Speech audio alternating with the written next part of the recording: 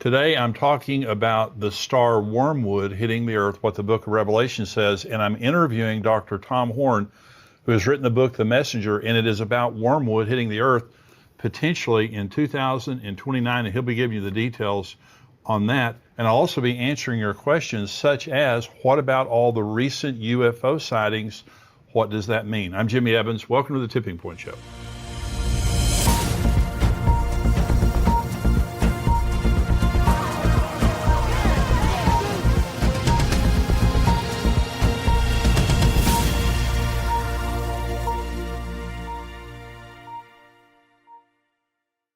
Welcome to the Tipping Point Show today. We've got a very, very interesting show today because we're talking about Revelation chapter 8, where Wormwood, the star Wormwood, hits the earth. Now, there is an asteroid headed toward Earth that NASA is talking about. All the experts are talking about it hitting the earth in April of 2029, and that's what this book is about by Thomas Horn. And we have a big interview coming, some in the free portion of the program. The rest of it will be in the subscriber portion after the break. But he's written this book called The Messenger, and this goes into detail now about what the experts are saying, and that is there is an asteroid, a major asteroid on the way to Earth. And many of the leading experts are saying it's going to hit the Earth on April the 13th, 2029. And so Dr. Thomas Horn is going to be talking about what that means related to the end times and when the beginning of the tribulation would occur. So stay tuned for that. Let me just kind of talk us up to the point of the interview with Dr. Horn. I've been talking about the book of Revelation, and there are basically 21 judgments. There are more than that actually in the book of Revelation, but you have the 7 seal judgments, and we've talked about that, the 7 trumpet judgments and the 7 bowl judgments, and they get worse. Now, they start out really bad. Some people ask, does the tribulation begin with, not too much bad stuff happening, and then there's the great tribulation? Jesus is the one that told us in the middle of the tribulation, when the abomination of desolation occurs, he said the second part of that is great tribulation such as never occurred on the earth. And so the last 3.5 years is definitely worse than the first 3.5 years, but the first 3.5 years are very, very severe. The first seal that is broken, there's a rider on a white horse, that's the Antichrist, and he has a bow. He's making war. He goes out to conquer and to make war. Then there's the rider on the red horse, that's the second seal that's broken. Peace is taken from the earth and men kill each other. Okay. The third seal is the rider on the black horse, and it says that there's famine and starvation. It takes an entire day's wage to buy enough food to survive that day. The fourth seal is broken, and it's the pale horse. A fourth of mankind is killed in different manner, by starvation, by sword, and by wild animals. It's just absolutely awful. The first 4 seals are terrible. The 5th seal is broken, and you have the altar of souls, where the people who have been martyred are asking God, how much longer do we have to wait? And the Lord says to him, there's more coming. There's more people who are going to be martyred. And so you need to wait a little bit longer. What that means is there's going to be mass martyrdom during the tribulation, the Antichrist killing people. Revelation 20 tells us about the people who have been beheaded because they would not worship the beast or take the mark of the beast. So this is mass martyrdom during the tribulation. When the 6th seal is broken, something very interesting happens. And this is kind of a preview of what we're talking about with Wormwood. It says, and I looked when he opened the 6th seal, and behold, there was a great earthquake, and the sun became black as sackcloth of hair, and the moon became like blood, and the stars of heaven fell to the earth, as a fig tree drops its late figs when it is shaken by a mighty wind. Then the sky receded as a scroll when it is rolled up, and every mountain and island was moved out of its place. And the kings of the earth, the rich men, the mighty men, the commanders, every slave and every free man, hid themselves in the caves and in the rocks of the mountains, and said to the mountains and rocks, fall on us and hide us from the face of him who sits on the throne and from the wrath of the Lamb. For the great day of his wrath has come, and who is able to stand? Well, I want to begin. This is talking about the sky growing black, and stars begin to drop like a fig tree drops its figs and all those things. Well, if you saw the movie Greenland, it's a good movie, and it talks about extinction level event that happens when an asteroid hits the Earth. And what you notice in that movie, which is a very realistic movie, is an asteroid is not just one big rock, even though it is ultimately. You have all of these stars, all of these parts of the rock hitting in waves. And so that would be like a fig tree losing its figs. And so we're going to read in just a minute in Revelation chapter 8 now, all of the events, or the first 4 trumpets, are going to sound in Revelation chapter 8. The seals are over. The first 4 trumpets are going to sound, and all of these are the same event. It's all wormwood that is about to hit, that hits, and the effect after it hits. So this is chapter 8. When he opened the 7th seal, there was silence in heaven for about half an hour. And I saw the 7 angels who stand before God, and to them were given 7 trumpets. Then another angel, having a golden censer, came and stood at the altar. He was given much incense, that he should offer it with the prayers of all the saints upon the golden altar which was before the throne.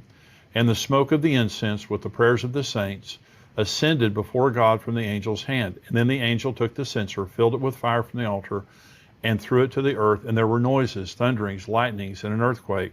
So the 7 angels who had the 7 trumpets prepared themselves to sound. So they're about to sound their trumpets, and as each one of them sounds the first 4 trumpets now, this is all talking about the same event. This is the first trumpet. Verse 7, the first angel sounded, and hail and fire followed, mingled with blood, and they were thrown to the earth. And a third of the trees were burned up, and all the green grass was burned up. So now here comes this asteroid, and it begins to enter Earth's atmosphere. And what happens is the atmosphere becomes superheated. And so just like this star is coming, it's throwing off these parts of it that come in first. That's what it's talking about here. And then everything begins to get burned up. It begins to scorch the earth. Here's the second trumpet, same event. Then the second angel sounded, and something like a great mountain burning with fire was thrown into the sea. And a third of the sea became blood, and a third of the living creatures in the sea died, and a third of the ships were destroyed. Again, this is part of wormwood. This is part of the asteroid that comes and it strikes the ocean. And when it does, it just devastates the ocean and the sea life in the ocean. Okay, here's the third trumpet. Then the third angel sounded, and a great star fell from heaven, burning like a torch, and it fell on a third of the rivers and a third of the springs of water. The name of the star is Wormwood. A third of the waters became wormwood, and many men died from the water because it was bitter. Now you notice that this is affecting a third of the earth. Now, that's a massive amount of geography that this is covering, both in the sea and on the land, and it's making the waters poisoned so that people die when they drink the waters. And now later in Revelation 16, all sea life dies, and all of the waters of the earth are either poisoned or become blood. So the judgment upon the waters is one of the great judgments now. But what you'll notice now in the trumpet judgments, and also or the seal judgments and the trumpet judgments, is it's partial. It's a fourth, it's a third, it's partial. When you get to the bowl judgments of later on in the book of Revelation, it's total. Everyone's affected by those judgments.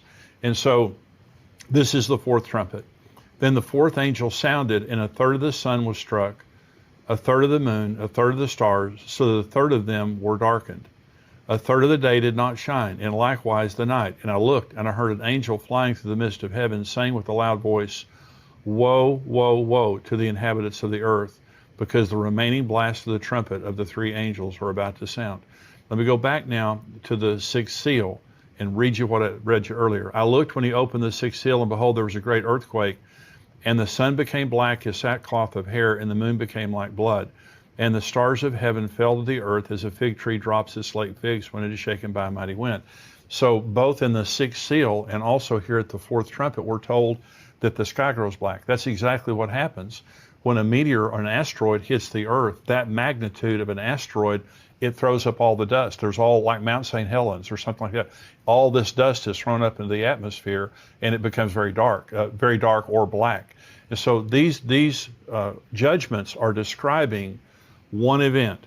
An asteroid is coming. It begins to superheat the earth, burn up all the green grass, all of that.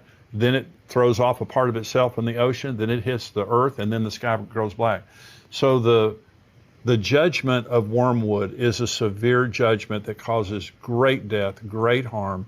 You can understand the level of panic. Now, Dr. Tom Horn is going to join us here, and he had a personal experience.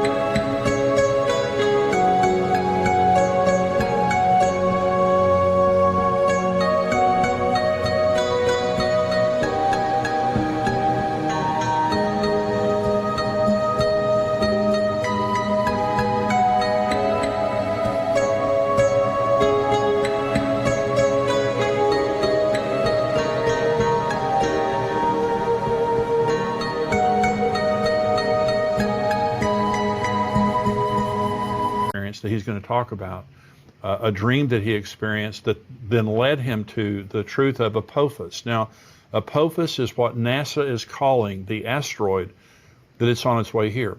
And there's some level of disagreement that you'll hear him talk about, that NASA is trying to deny that this is going to hit the Earth directly. You can imagine the panic that that would cause if everyone knew this was happening. And by the way, we have sent up a spaceship for the purpose of finding asteroids and trying to blow them up for the purpose of them not hitting the Earth. And so I personally believe that is in response to Apophis and what NASA is saying right here. So we're going to go right now to this interview by Dr. Tom Horn. NASA has affirmed that there is an asteroid headed toward the Earth. They're calling it Apophis. And they're saying it's going to arrive, was it 2029? Yeah, Friday the 13th, April 2029, and you may have seen in recent weeks where they're reaffirming something they already did say, and I dealt with it in both the Wormwood prophecy as well as the new book, The Messenger, in which they're saying that while Apophis is going to make a very, very close miss of the Earth, they are saying that right now they're calling an all clear, saying that it's not going to impact the planet. Now, this is something that your listeners need to really pay attention to.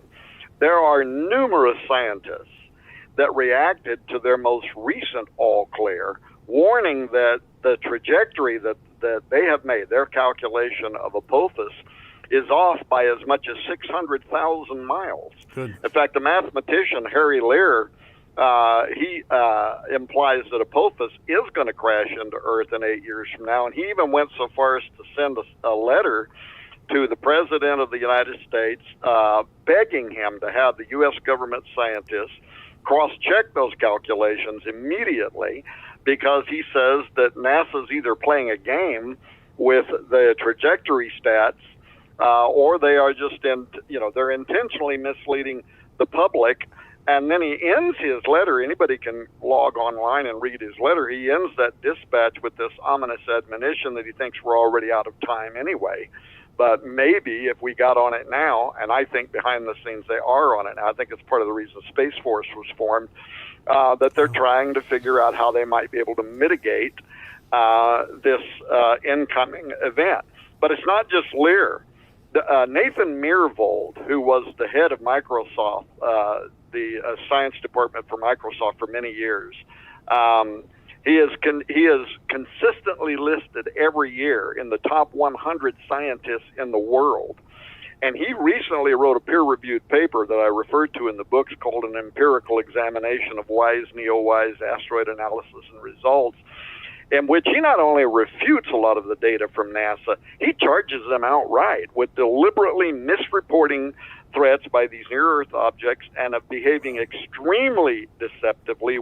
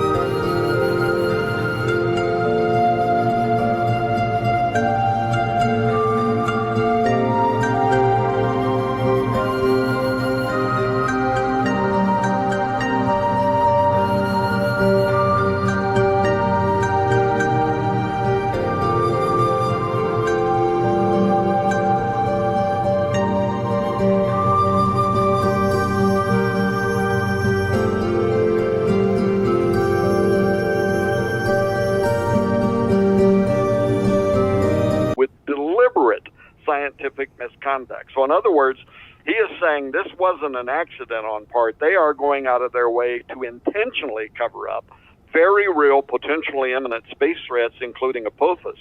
And then there's a video on YouTube that anybody can watch right now that's got the famous planetary scientist and the astrophysicist Neil deGrasse Tyson, very popular figure.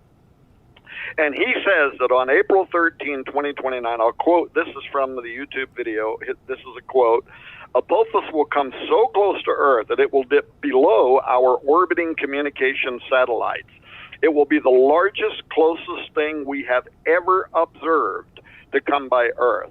The orbit we have for it now is uncertain because these things are hard to measure and hard to get an exact distance for, so we cannot tell you exactly what that trajectory will be.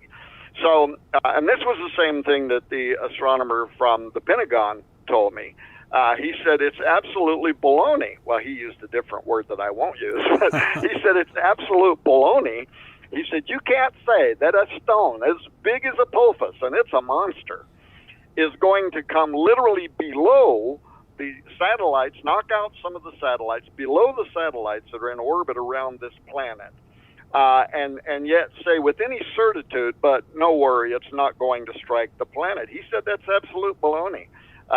Watch the movie Greenland, where right up until and so you know that in the beginning, NASA, they're all saying, no worries, it's just going to skim past, no big deal, take pictures, they're all cartoon pictures of it. And then all of a sudden, everybody starts heading for cover.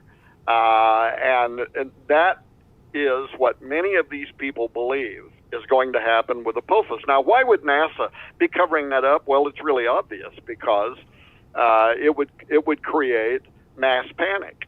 And maybe meanwhile, they might come up with some way to mitigate the incoming of that asteroid. They're sending a spaceship up right now to blast an asteroid. They announced they are. Yeah. That's exactly right, and that's the reason why they are doing that. Well, that's a fascinating interview. I hope that you enjoyed that. Now, we have more of it coming, about 10 more minutes of that interview coming up in the subscriber portion. If you're not a subscriber, please become a subscriber. endtimes.com is where you go to subscribe. It's $7 a month, $77 a year. As a monthly subscriber, you get the first month for free. So if you want to just check it out, become a monthly subscriber. It's free for the first month. If you don't want to continue, fine. And if you do, that's great also. But become a subscriber. If you're not a subscriber, I'm going to say goodbye to you. If you are a subscriber, we're going to take a short break here, and we'll be back with more of the interview from Dr. Tom Horn, and I'm also answering questions.